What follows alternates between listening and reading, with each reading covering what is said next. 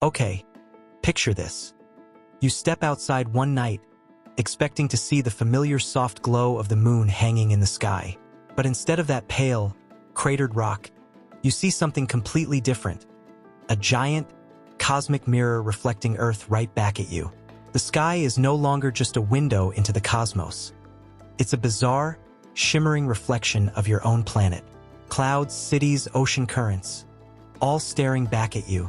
Creepy? Fascinating? Probably both. But let's break this down. What would actually happen if we replaced the moon with a mirror?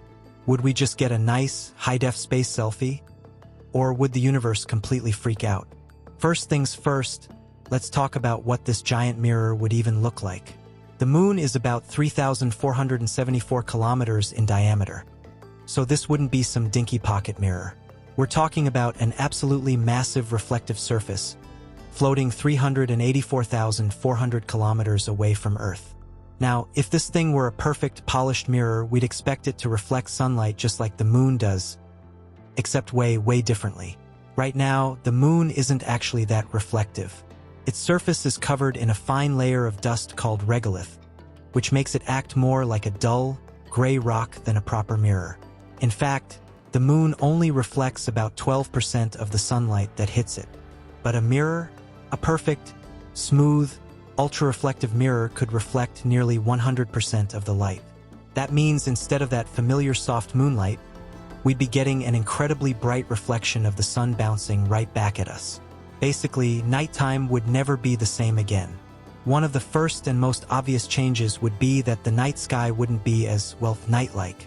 Right now, moonlight is gentle enough that we still get to enjoy dark skies, stars, and a general sense of nighttime peace. But a giant mirror up there?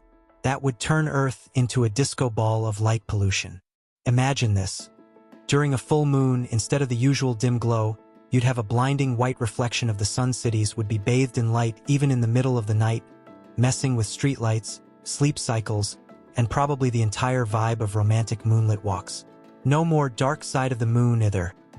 This thing would be bright from every angle, sending sunlight bouncing all over the place. And speaking of bouncing light, things get even weirder. Here's where it gets trippy. A mirror in the moon's place wouldn't just be reflecting sunlight. It would also be reflecting Earth. That means if you looked up, you wouldn't see the moon anymore. You'd see a massive, slightly distorted, slightly delayed reflection of our own planet. That's right. A giant, floating Earth in the sky. And here's the fun part. Since the moon is tidally locked, the same side always faces Earth. That means the mirror would always be reflecting the same part of the planet right back at us. If you lived in the right spot, you could theoretically look up and see your own country from space every single night. Sounds like an existential crisis waiting to happen. But there's another problem. The reflection wouldn't be perfectly crisp. Because the Earth is spinning and the moon is moving through its orbit, the image would be shifting, slightly warped, and constantly changing. It would be like looking at yourself in one of those carnival funhouse mirrors, except on a planetary scale. And if clouds were in the way, well, enjoy your nightly view of distorted weather patterns and swirling atmospheric chaos. Okay, but let's talk bigger picture. What would this do to our planet as a whole? We already know that the moon plays a crucial role in stabilizing Earth's axial tilt and controlling the tides. But if we swap it out with a mirror, do we still get those benefits? Tides, for starters, wouldn't work the same way. The moon's gravitational pull is what creates ocean tides, and a mirror isn't exactly known for its gravitational influence. So, say goodbye to the predictable rising and falling of ocean levels. Coastal ecosystems would be thrown into chaos, and let's not even start on the surfers who depend on waves to exist. But even more alarming, the extra light bouncing around could mess with our climate. Right now, nighttime serves an important function in cooling the planet down. But if a giant mirror is reflecting extra light back at us, nighttime temperatures could rise significantly. That could throw off weather patterns, impact ecosystems, and generally make life just a little bit weirder. Now, all of this assumes that we could actually build a mirror this big and somehow get it into space, which, let's be real, is absurd. A perfectly smooth, perfectly reflective mirror that's thousands of kilometers wide would be ridiculously hard to make. Even tiny imperfections would distort the reflection. Plus, space debris would absolutely ruin it.